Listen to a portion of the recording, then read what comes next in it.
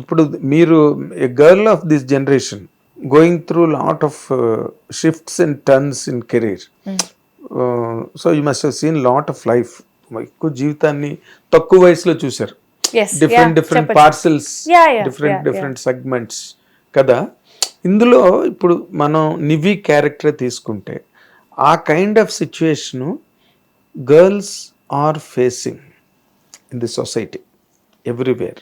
Heart breaks, breakups అవి చాలా common routine course అయిపోయాయి. 6 months ఏదో రిలేషన్షిప్ అని ఏదో మూవ్ ఆన్ అవ్వడం, తర్వాత కటీఫ్ అంతే, మళ్ళీ ఇంకొక ఛానల్ ఓపెన్ అవ్వడం, లేకపోతే ఓపెన్ చేసుకోవడం, లేకపోతే అదే ఎదురవడం, ఏవో సంథింగ్ లైక్ దట్. మీరు ఇందాక చెప్పినట్టుగా people have to move on, ఒక చోట ఆగిపోలేరు కదా. ఇప్పుడు ఈ ట్రెండ్స్ చాలా బిజారే, అలార్మింగ్ ట్రెండ్స్ నడుస్తున్నాయి సొసైటీలో.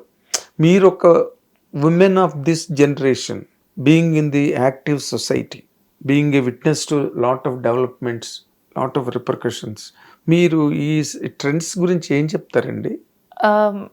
I can't make big comments about it sir, but on a general basis చెప్పాలంటే అమ్మాయిలు కానీ అబ్బాయిలు కానీ ఎవరైనా ఫస్ట్ సెల్ఫ్ గురించి ఆలోచించాలి.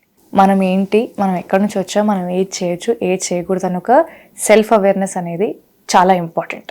Answer your question, I think ఎవరికి వాళ్ళు జాగ్రత్తగా ఉండడం అనేది చాలా ఇంపార్టెంట్ సార్. అంటే చాలామంది ఏ ఉద్దేశంతో మన దగ్గరికి వస్తున్నారో అది మనకు తెలియదు. ఫస్ట్గా అందరూ రోజ్ టింటెడ్ గ్లాసెస్తోనే వచ్చినట్టు బాగానే ఉంటుంది, అంతా బాగానే ఉంటుంది, కానీ ఎవరి ఇంటెన్షన్స్ ఏంటి అని మనకు తెలియకూడదు. మన జాగ్రత్తలో మనం ఎప్పుడూ ఉండాలి. యూజువలీ నాకు తెలిసి నేను తొందరగా నమ్మేస్తాను ఎవరినైనా.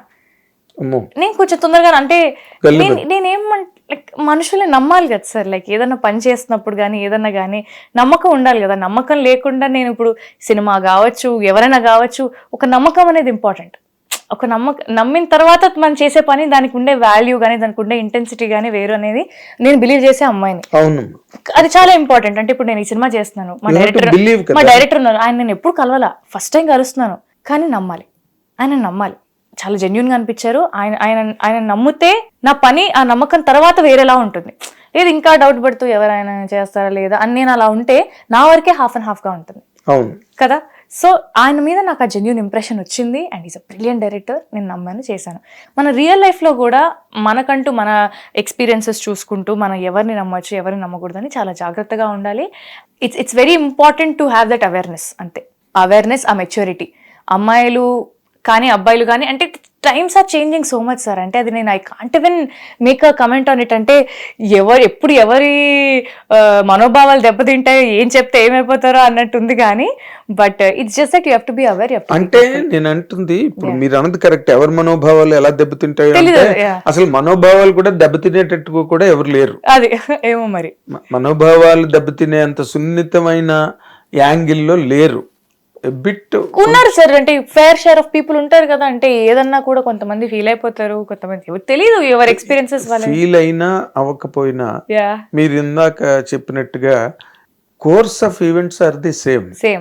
నమ్మినా నమ్మకపోయినా యువతల ఈ గర్ల్స్ అయినా డిసీవ్ చేయొచ్చు, లేకపోతే బాయ్స్ అయినా డిసీవ్ చేయొచ్చు. On more occasions boys deceive చేస్తారు అనేది it's a general notion.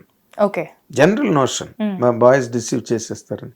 But there are fair number of cases from girls. అంటే ఇంకోటి, అబ్బాయిలాగా మేబీ అమ్మాయిలు అంత బయటకు వచ్చి చెప్పుకోలేరేమో, అదొకటి అబ్జర్వ్ చేస్తుంది. అంటే ఇప్పుడు మన సినిమాల్లో చూస్తున్నట్టు కానీ, లేదా బయట చూస్తున్నట్టు కానీ, ఒక అబ్బాయికి బ్రేకప్ అయితే ఎంత బయట అంటే తెలుస్తుందో, మేబీ అమ్మాయికి బ్రేకప్ అయితే అంత బయట తెలియచ్చో తెలియకపోవచ్చు. ఎందుకంటే మేబీ అంత బహిరంగంగా అమ్మాయిలు వచ్చి నా లవ్ ఫెయిల్ అయిపోయింది అని చెప్పి అంత, అది మేబీ అమ్మాయిల మనస్తత్వం. విమెన్ ఇన్ జనరలీ మేబీ అంతగా చెప్పుకోలేరు.